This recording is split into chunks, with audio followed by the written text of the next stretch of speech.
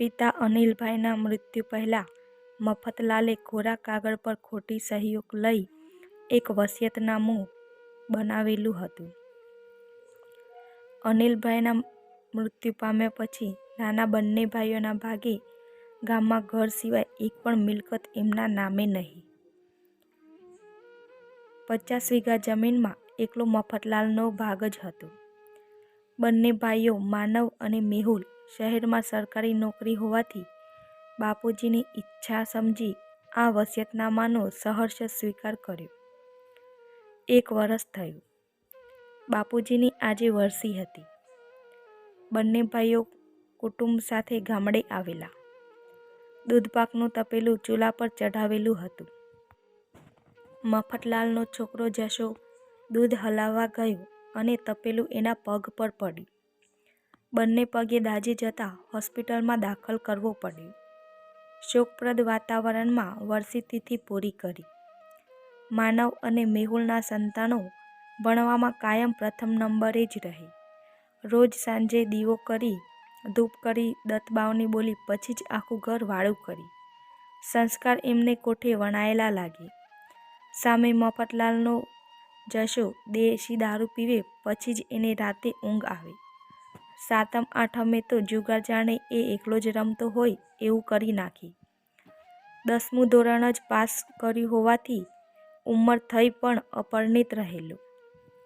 મફતલાલ પાસે દારૂના રૂપિયા માગી રોજ ઝઘડો કર્યા કરી. બંને કાકાઓના બંધ ઘરમાંથી તાંબા પિત્તળના વાસણો વેચી દારૂના રૂપિયા ભેગા કરી. મફતલાલની પત્ની જયાબેન સુશીલ શીલવાન હતી. એ કાગારોડ કર્યા કરે કે જમીનના સરખા ભાગ પાડી અને મેહુલ માનવને એમનો હિસ્સો આપી દો. આ નઠારું સંતાન દગાનું ફળ જ ગણાય.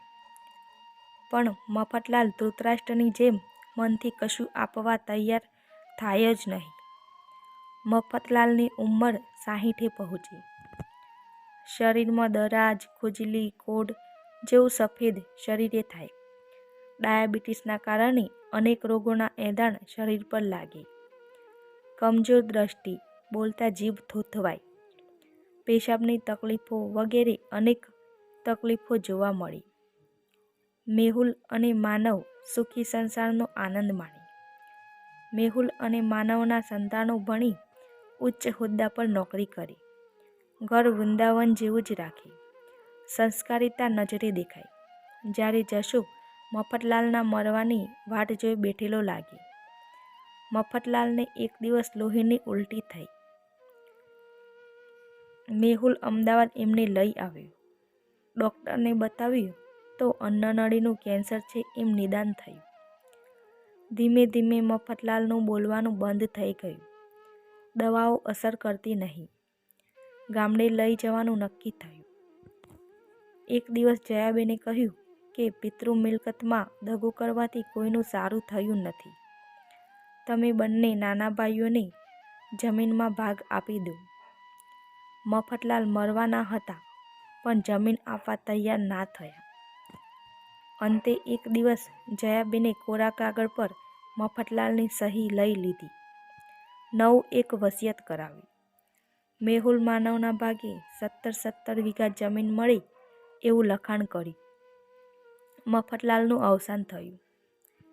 15 દિવસ બાદ અચાનક જશાને 108માં ડ્રાઈવર તરીકે નોકરી મળી. 2 માસમાં જ્ઞાતિની જ નિર્દોષ છૂટાછેડાવાળી પત્ની મળી. એનો ઘર સંસાર શરૂ થયો. માનવ અને મેહુલ એમનો ખેડૂત તરીકે હક ચાલુ રહે એટલી જ જમીન ખેડ્યા વગર રાખી. બીજી બધી જમીન ખેડવા માટે જશાને આપી. એની આવક પણ જશાને મળે એવું નક્કી કર્યું. જશાએ પત્નીના કહેવાથી ચુસ્ત સ્વામિનારાયણ ધર્મનું પાલન કરવાનું શરૂ કર્યું. આખું હૃદય પરિવર્તન કરી નાખ્યું. બંને કાકાઓએ જેટલી જમીન જશો ખેડતો હતો એ જશાને નામે કરી દીધી. મફતલાલનું ગામડાનું ઘર જે ઝાખપ તરફ હતું એ ઉજાસ મારવા લાગ્યું. જયાબેન કાયમ સવારે સસરા અનિલભાઈ અને પતિ મફતલાલના ફોટાઓને અગરબત્તી કરતા.